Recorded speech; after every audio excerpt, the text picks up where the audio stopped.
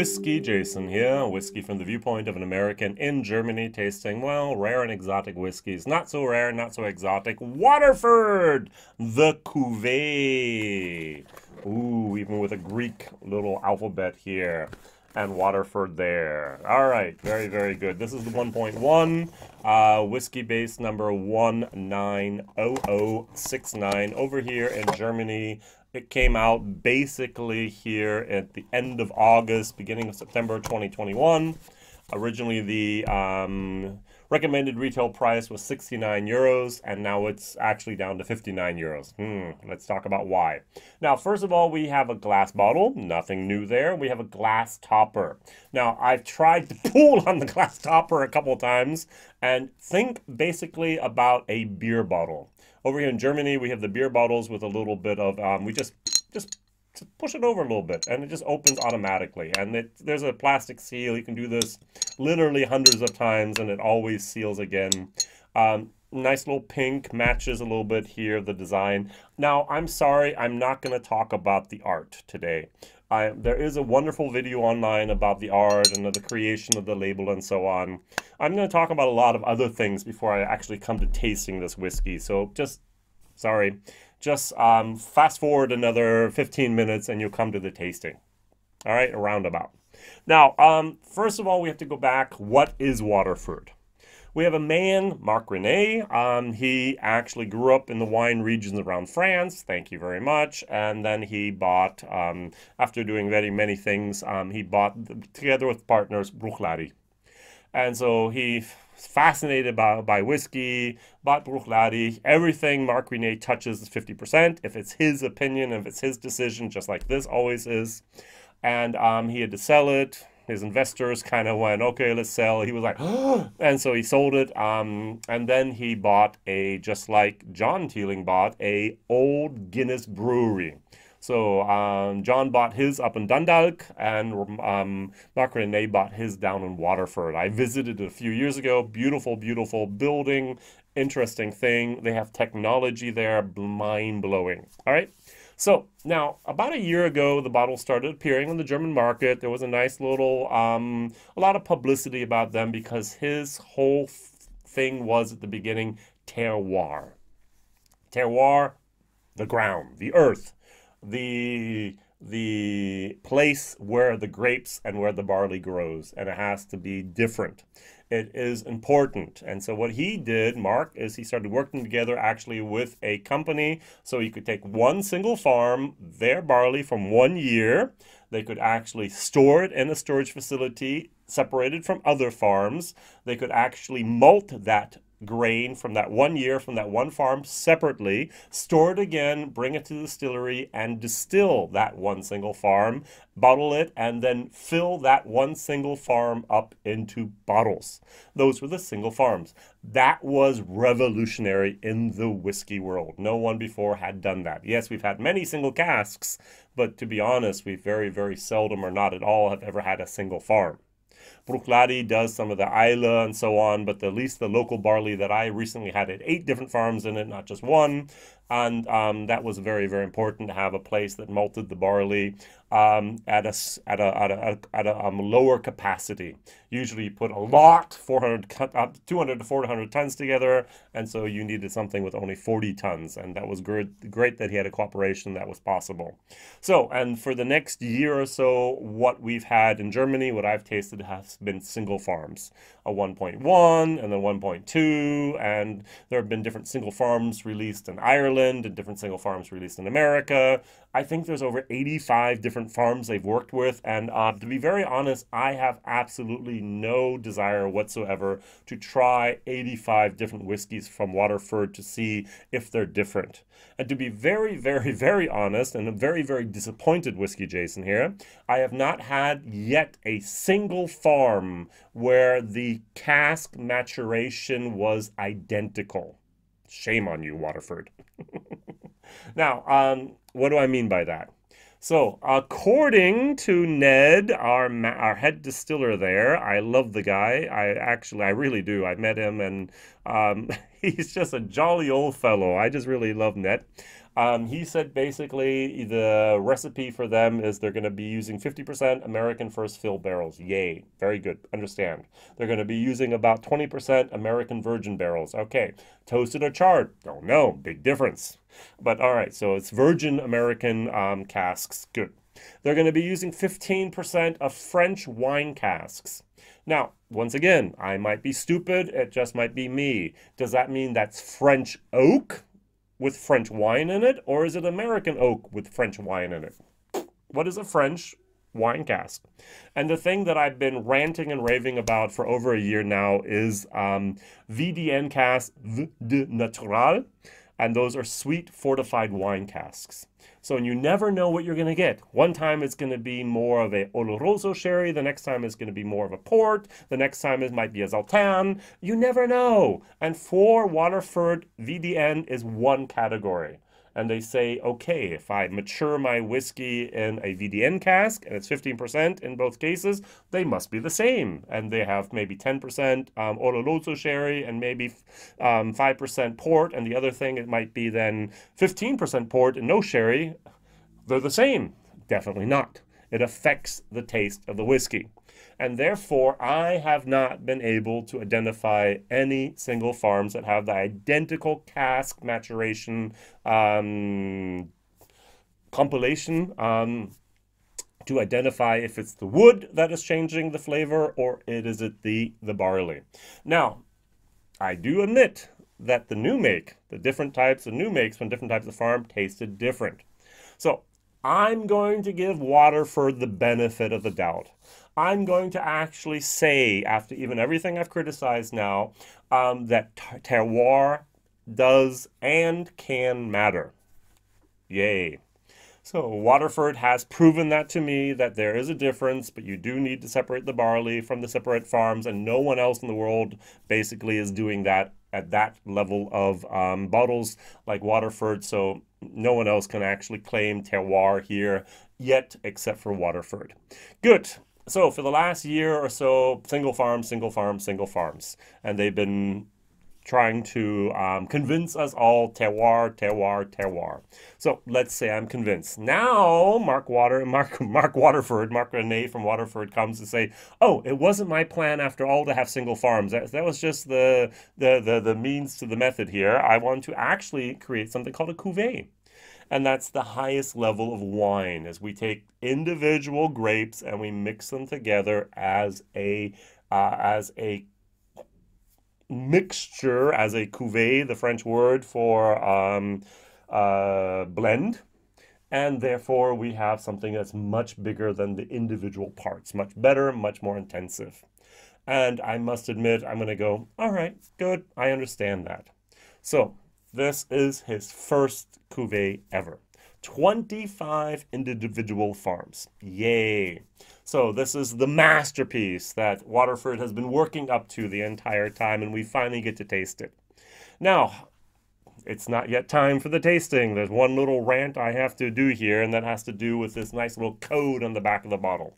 So the code, I'm going to try to show it here, is LODE star STAR. So load star.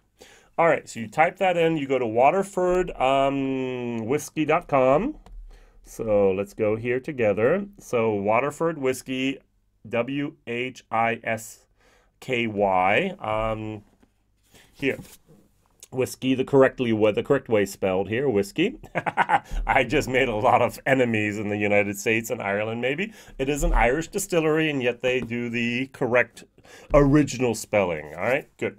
You put that in there, and you come to the website here that explains everything about the cuvée. So you have a maturation time. The youngest whiskey was in a barrel for 4 years, 5 months, and 19 days. Oh, by the way, if anyone from Waterford is actually listening to me right now, I really hope there's at least one person out there that is doing this. Take a look at your list here and take a look at barrel number 5315, the U.S. first fill with 200.5 liters from Jack Daniels from the Clon Henret distillery. You basically said here that it was filled on the 27th of September 2021. Would be illegal. I hope you change that soon. Somebody did a little bit of a typo there, all right? So what we do know is that that was actually then vatted, they say assemblage, on the 23rd of April 2021, and then it was bottled on the 26th of July 2021.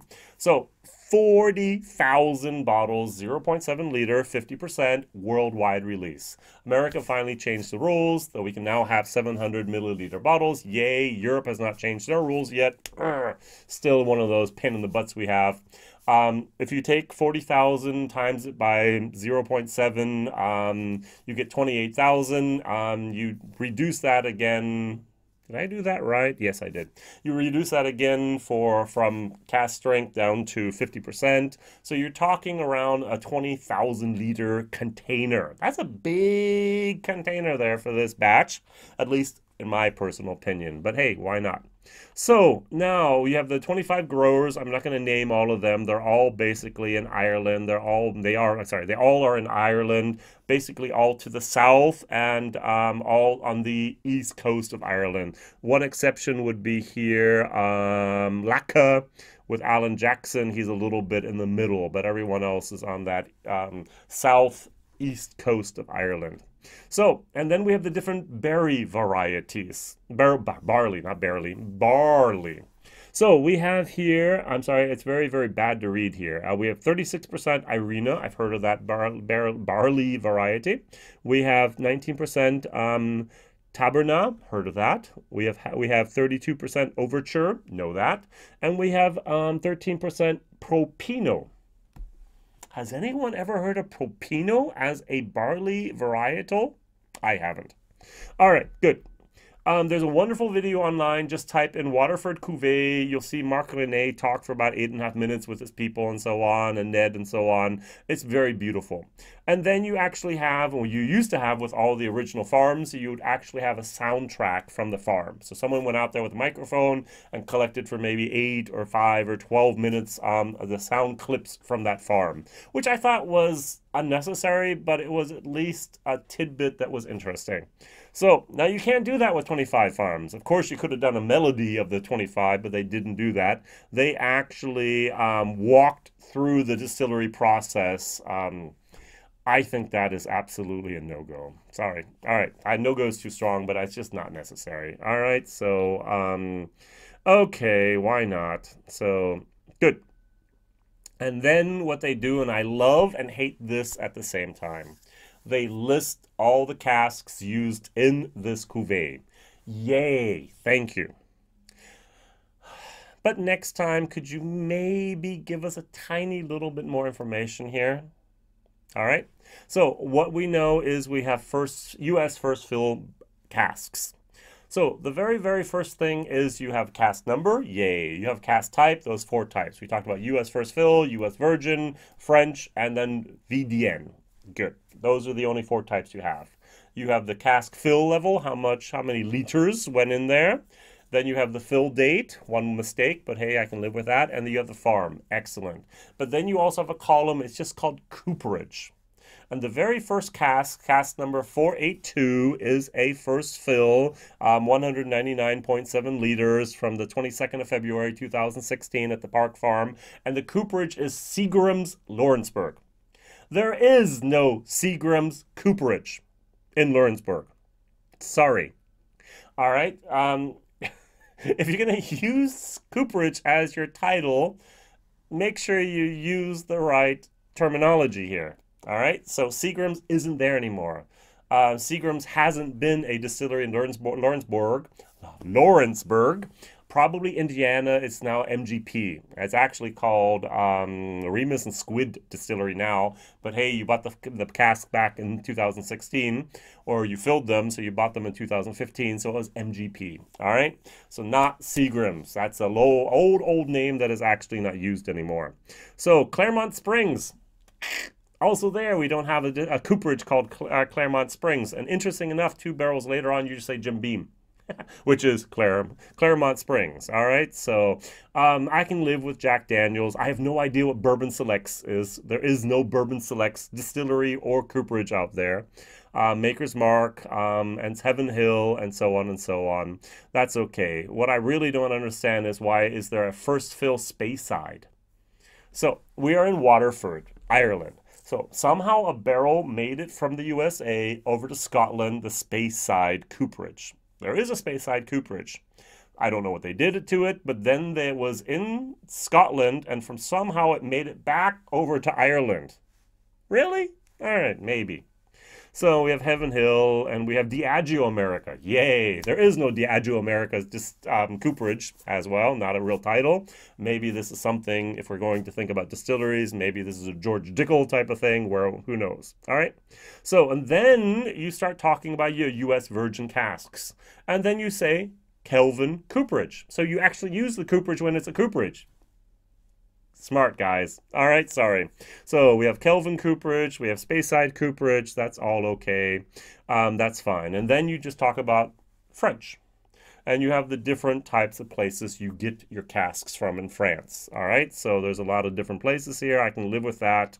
And then you move on to the nice little thing called vin-doux natural. And you just say oloroso.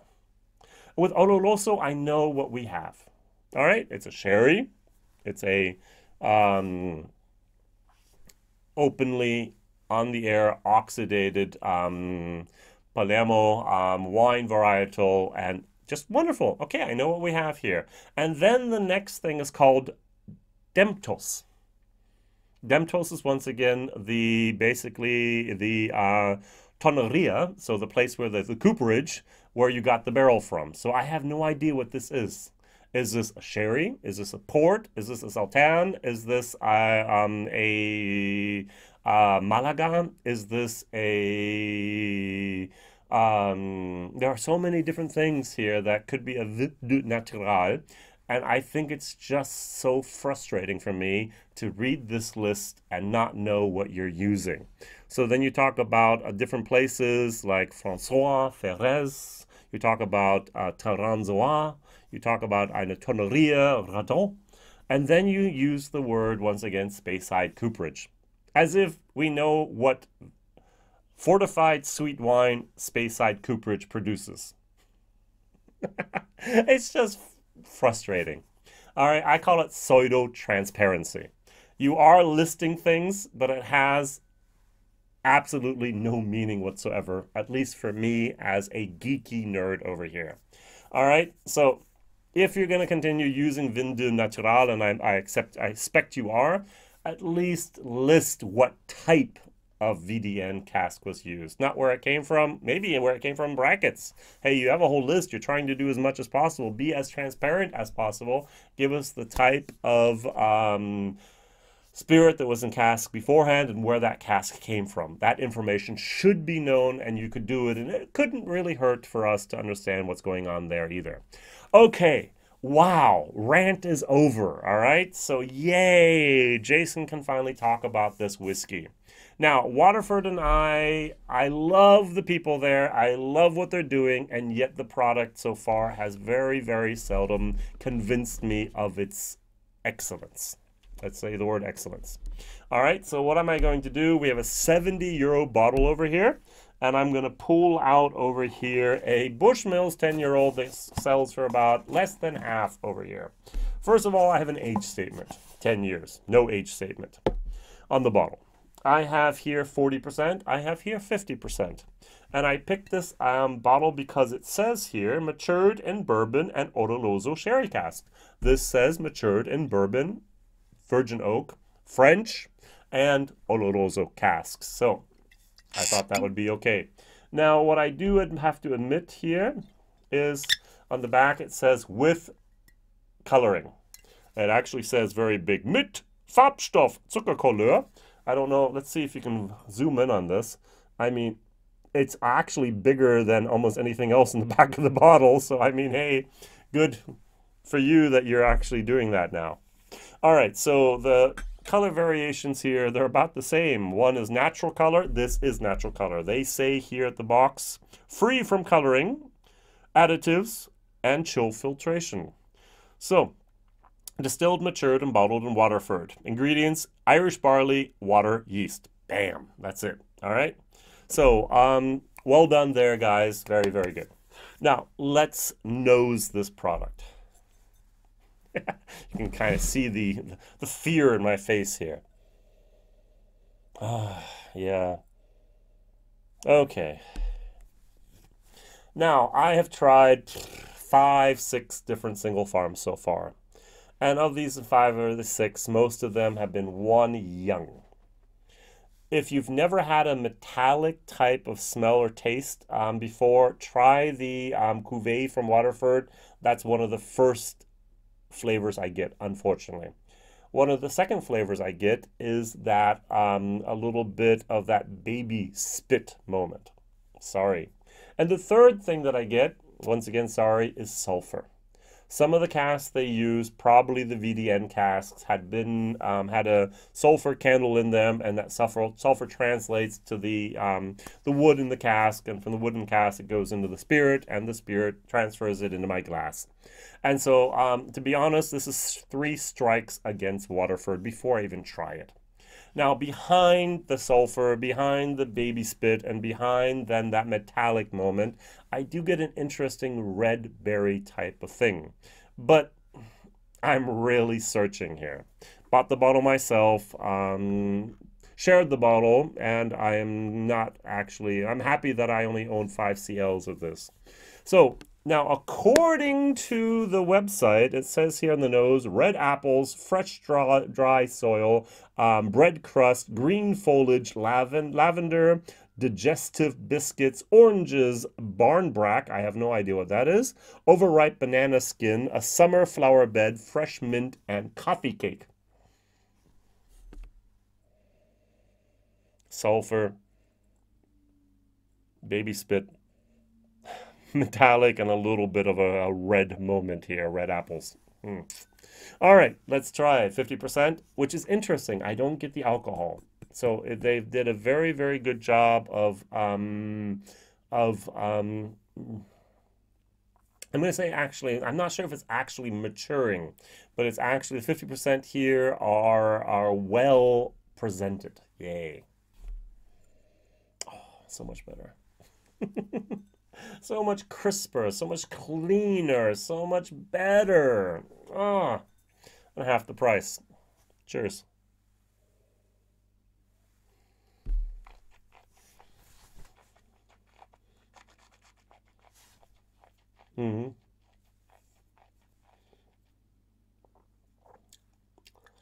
Wow. Yeah. We are not friends. That sulfur moment is overpowering. I've had worse. That's not overpowering. The combination of the sulfur, the combination of that lactic acid, that baby spit, is almost overpowering. For me, the aftertaste is just a little bit too much. Now, in the video here of Marc René, just Google Waterford Cuvée, around the moment of about 118. Sorry, it's not 118. It's this 113. He says there's a thing in wine tasting called persistence. And he actually says persistent is how long the flavor, once you've tasted it, actually remains in your brain, remains imprinted on your brain. And I must admit that the persistence of this whiskey is extremely high. Negatively high. This is not something I'm going to go and, yay, this is something like, why? And the problem is, I've had this Waterford experience before. The Bannow Island, the Bally, what was it called? The Ballycaven, and so on. Bannow Island. The Ballymorgan. There are different Ballys that we've had over here in Germany that's been released as single casks that taste very, very similar to this. And they were not pleasing to me then, and the Cuvée is not pleasing to me now. So, that is really a problem that I have here. Now, going back to the official tasting notes here, it says, let's go up to the right part here. The official tasting notes are clove sweets as a taste, white pepper, oily, grapefruit, lemon zest, dark chocolate, dry toast, cherries, granola bar, dried herbs, aniseed, green olives, yucky, and 3 peel marmalade. And notice, though, a very, very tart moment in here with the things they named. And the finish, it says pepper up front with oily spices that softens, starts dry, but then gets mouth-watering, lingers where I close my eyes and relax. It does linger, but I don't know if it's a good taste or not. Now, I love green olives, but I don't know if I want a whiskey that tastes like green olives. It's just one flavor note of many that they actually say themselves. All right, so I must admit I don't know what to do about this whiskey. I cannot say, hey, age it longer. Yes, please do. Let's see if this is 1.1. There's going to hopefully be a 1.2 and a 1.3, and then a 2.1, and so on. That's their thing that they're doing. So they're doing vintages here so that we can actually know what we have and what we're going to enjoy. But on the other hand, I cannot find a single piece of evidence here that says 1.1 on it. Irish single malt whiskey, the Cuvée, distilled at Waterford Distillery, product of Ireland, 50%, Waterford. And on the back, I do not see anything that says 1.1. So how will I differentiate the next Cuvée? Can someone please inform me of that? All right, so the Cuvée, the definitive Waterford whiskey are Lodestar. This radical celebration of complexity only attainable by fusing individual terroirs is a paradigm shift. For in this way and in this bottle, we believe the whole is greater than simply the sum of its parts. Now, the last thing I'm going to rant about is the Cuvée that special? Are they the first people that have actually started making and mixing and blending whiskeys together from one single distillery? And I'm going to say humbug. So one example, this is just something. Okay, this is the Balvenie. This is the Tun 1509. This is batch number 5. Even on the bottle here, it says these are the casks. These are the cask numbers. These are actually tasting notes about the cask, about how sweet they are, how oaky they are, and so on. I actually have here a nice little document that visually shows the different casks and the different flavor profiles that they have. What's the difference between what Balvenie is doing with the Tun and all the other distilleries over many, many years have been doing? Basically, every single bottling that is not a single cask is a cuvée. This is a cuvée. Yeah, there's bourbon barrels and there's Oloroso barrels mixed at a certain ratio. Ta-da, cuvée. I do not see anything, special about this. Now, I might be totally wrong. Help me to understand. Yes, there are individual farms that are like individual ingredients that they mix together, but what's the difference between that and the individual barrels that we have anyways? So I think of Glenlivet with the XX. So Glenlivet, oh no, it's Glenfiddich. Oh, XX. So the master blender basically asked 20 different brand ambassadors in the warehouse to pick a cask. Most of the people thought, hey, this is the single cask for my country. I'm going to pick the best one. And what did he do? He took those 20 casks. He just blended them. He created a cuvée. And now we have, up until today, the Glenfiddich Project XX. So he still takes that same proportion of different casks and makes a whiskey out of it.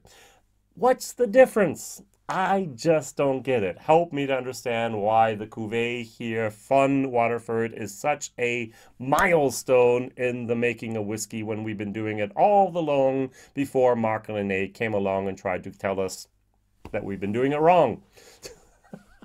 I don't know. All right, so, oh, by the way, the taste, I'm going to give this actually a D.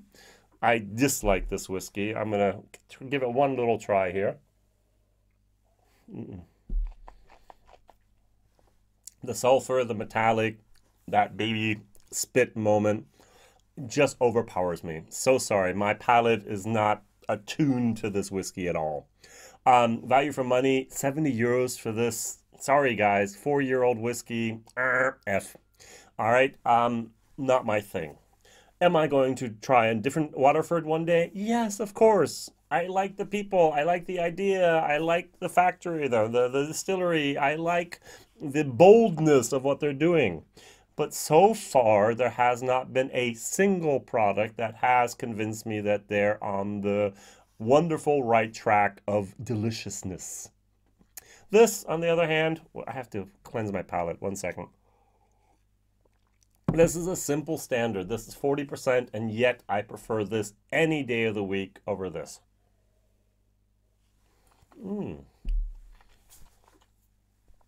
This is good stuff. This is good stuff you can give to your relatives that come over during the Christmas season. Do you have a whiskey? Bam. They can mix it with Coke. It won't kill you. You can give it on the rocks. Won't kill you. You can give them to it straight. Won't kill you. Everything here about this whiskey is absolutely well done. Is it going to make you break out in joy? Probably not. But are you going to enjoy a nice dram of this? Yes. This, I'm gonna ask myself, why did I buy it? Am I once again a marketing? Yeah, I'm just a sacrifice of our marketing. I've been blinded by the brainwashing of Waterford. I hope not. All right, so please tell me, people, what is the difference between the Cuvée and the normal stuff the blenders and distillers, master distillers, have been doing now for hundreds of years in Ireland and Scotland? Why is this so spectacular? All right. Thank you very much for watching. Thank you very much for subscribing. Thank you very much for sharing with others. Even though I ranted and raved 85% of the time, I do think Waterford has some things to adjust, correct, and to, I'm going to use the word here, to rectify. All the best. See you soon. Whiskey Jason here. Bye-bye.